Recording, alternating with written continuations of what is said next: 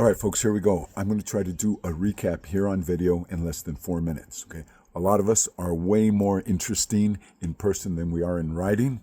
So instead of writing out the recaps, long recaps, okay, let's do them on video. And maybe Viet can post them to our website and just let everybody know how cool the FTC is. All right, here we go. All right, first and foremost, as El Gordo likes to say, if you ain't having fun, you're doing it wrong.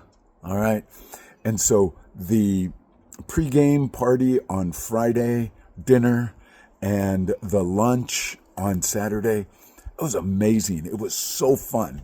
I enjoyed hanging out with you guys. I enjoyed meeting Stevie and Eileen. And Stevie, we're just going to call you Stevie. It was fun. It was fun to see Rich and his family. Jermaine is the man. And it was fun. It was fun. I just had such a good time. Anyway, real tips here now about the race. You got to get there early. And I learned that the hard way. Evan, as meticulous as he is, a planner, he always gets there early. He got there early. I got there late. Lo and behold, I forgot my nutrition, my watch, and thank God Rolling was there. He went back to the crib and got it for me. Get there early, first and foremost. There wasn't any problems with the buses. That flowed really easily.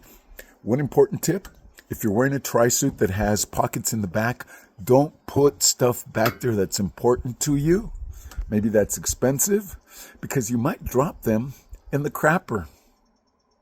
I'll tell you about that story later. Horrible. All right. Overall, I cut in line. I got there with the group. My plan was to swim with Lori. And as soon as I got in the water again, I choked. It was horrible. I felt constricted. Rule number 1, you should train. I didn't train much, but I thought, I've got an hour of swimming, and I made it in an hour-ish. Everybody that I talked to so far had a problem with the red triangle buoy of death. It almost killed me. I'll tell you the story later. Just swing wide around that last buoy. The water was super cold. It went from about 60 to about 50 as soon as we hit the confluence of the two rivers. And then it got fast. I was like sightseeing in the American River, just checking out the bottom and the plants and the stuff. Didn't see any fish, but it was fun. All right. And then T1, use the strippers. I've never used strippers.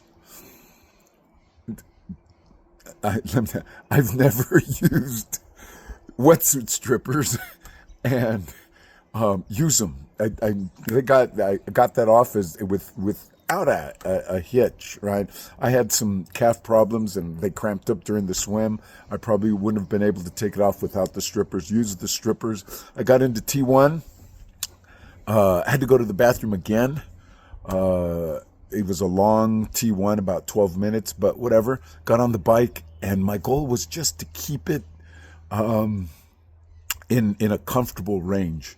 And, I was out there between 18 and 20 miles an hour and just kind of keeping it down. My goal was to have enough gas in the tank. So if I decided to run and if, maybe El Gordo didn't show up, I could do it. He showed up, so I should have pressed harder on the gas on the bike. But remember, it's true. Bike for show and run for dough, as Cece the Queen, as King Richard. Anyway, and then, I rode with Viet for, about a third of the race. And we were just hanging out. We literally, it was a race, but we were just hanging out, talking trash and having a good time. Again, if you ain't having fun, you're doing something wrong. T2, I got there, and lo and behold, El Gordo was there ready to roll. And I gave him my number, and he took off for a run.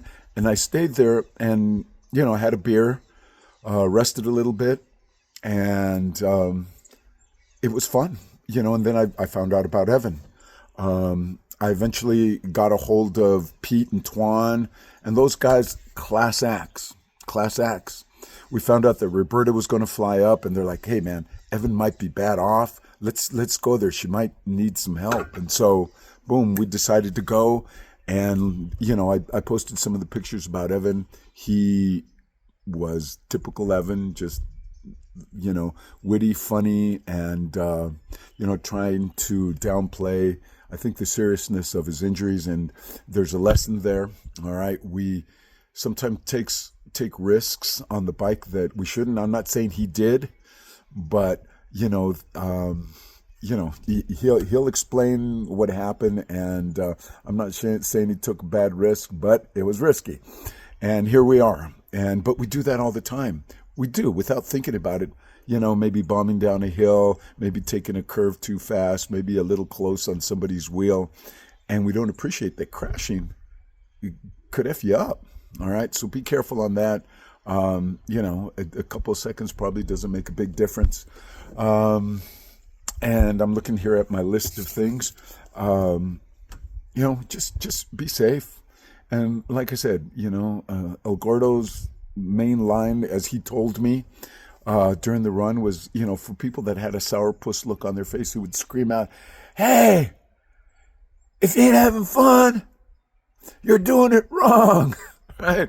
And he said some of the people were like, "Hey, yeah, I get that. You're right." So props to El Gordo, and he's going to make an appearance maybe at some other triathlon.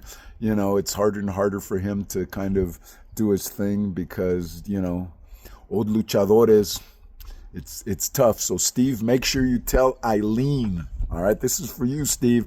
Tell Eileen El Gordo is real. I'm here in Sasquatch country. Sasquatch is real, and El Gordo is real. All right. See you guys later.